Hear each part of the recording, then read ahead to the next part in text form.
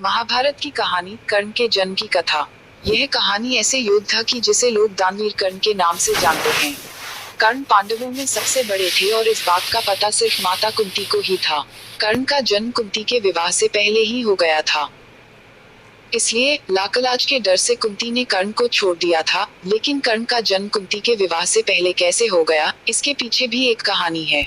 बात उस समय की है जब कुंती का विवाह नहीं हुआ था और वह सिर्फ राजकुमारी थी। उसी दौरान ऋषि दुर्वासा पूरे 1 वर्ष के लिए राजकुमारी कुंती के पिता के महल में अतिथि के रूप में ठहरे। कुंती ने 1 वर्ष तक उनकी खूब सेवा की।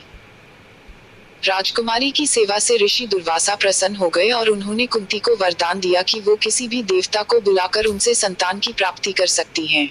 एक दिन कुंती के मन में आया कि क्यों न वरदान की परीक्षा की जाए। ऐसा सोचकर उन्होंने सूर्य देव की प्रार्थना करके उन्हें बुला लिया।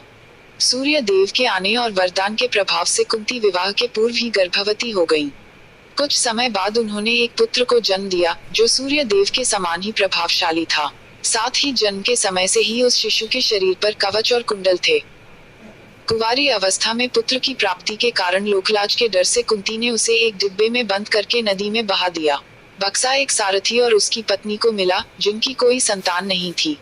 वो दोनों कर्ण के रूप में पुत्र को पाकर बहुत खुश और उसका लालन पालन करने लगे।